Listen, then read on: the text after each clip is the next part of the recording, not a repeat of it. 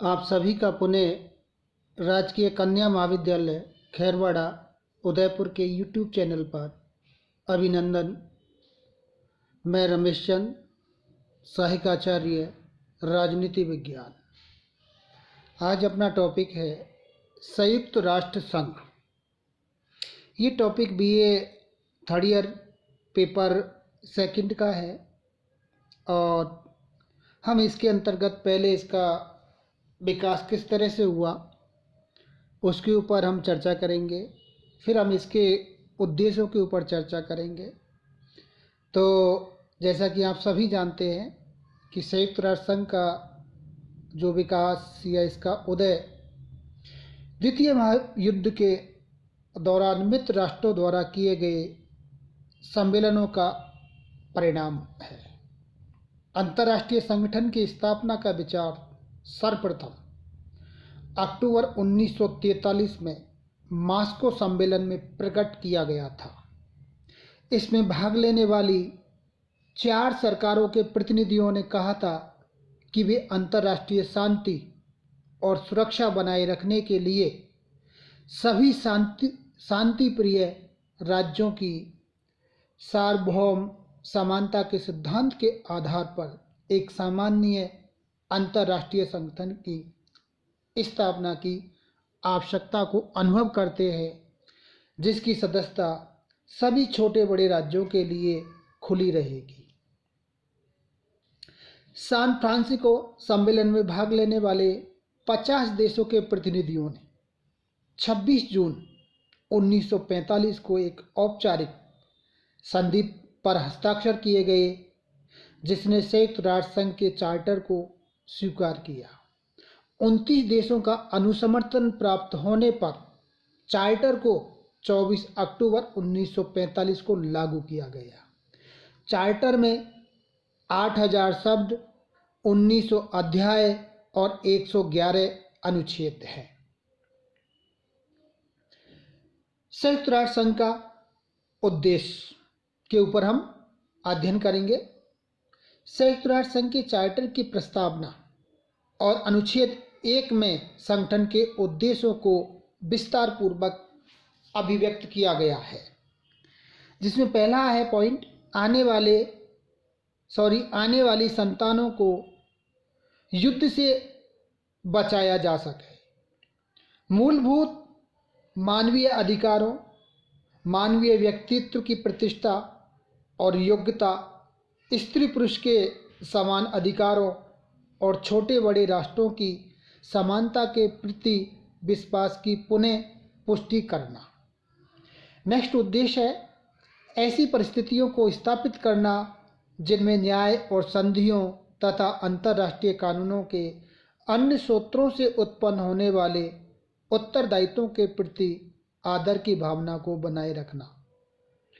Next है व्यापक स्वतंत्रता में जीवन के उच्च स्तरों और सामाजिक प्रगति को बढ़ावा देना। प्रस्तावना में संयुक्त राष्ट्र संघ के उद्देश्यों की प्राप्ति के लिए अन्य साधनों का उल्लेख भी किया गया है, जैसे सहनशीलता का आचरण करना और अच्छे पड़ोसियों की तरह एक दूसरे के साथ शांति से रहना। अंतर्राष्ट्रीय शांति और सुरक्षा बनाए रखने के लिए अपनी शक्ति को संगठित करना। स्वीकृत सिद्धांत और पद्धतियों के संस्थाकरण द्वारा इस बात को सुनिश्चित करना कि सामान्य हितों के अतिरिक्त सशस्त्र सेनाओं का प्रयोग नहीं किया जाएगा। इन सभी लोगों की आर्थिक और सामाजिक प्रगति को बढ़ावा देने के लिए अंतर्राष्ट्रीय मशीनरी का प्रयोग करना। संयुक्त राष्ट्र संघ का मुख्य उद्देश्य अंतर्राष्ट्रीय शांति और सुरक्षा बनाए रखना है। अंतर्राष्ट्रीय शांति को भंग करने वाले खतरों या आक्रमणों का सामूहिक उपाय द्वारा रोकना या उनका दमन करना है। अंतर्राष्ट्रीय विवादों या समस्याओं का शांतिपूर्ण साधनों द्वारा समाधान करना तथा अंतर्राष्ट्रीय शांति को सुदृढ़ करने के लिए राष्ट्रों में मित्रतापूर्ण संबंधों के विकास पर बल देना है। संयुक्त राष्ट्र संघ का दूसरा एवं नवीन उद्देश्य मानवीय अधिकारों एवं मूल स्वतंत्रताओं के प्रति आदर बढ़ाना है। अंतर्राष्ट्रीय अधिकार पत्र कोई नवीन विचार नहीं है, लेकिन ये पहला अवसर है कि इसे अंतर्राष्ट्रीय दस्तावेजों में स्थान दिया जाए। अभी तक मानवीय अधिकारों और मूल स्वतंत्रताओं को राज्यों का पूर्णतः घरेलू विषय समझा जाता था। यह विषय आज भी राज्यों का घरेलू मामला है। इस पर भी चार्टर संगठन से अपेक्षा करता है कि मानवीय अधिकारों के प्रति जागृति और आदर को प्रोत्साहित करे। नेक्स्ट, अंतर्राष्ट्रीय जो संगठन है ये संयुक्त राष्ट्र संघ, इसके सिद्धांतों के ऊपर हम संक्षिप्त में अध्ययन करेंगे। पहला जो सिद्धांत है कि सभी सदस्य प्रभुत्व संपन्न एवं समान हैं।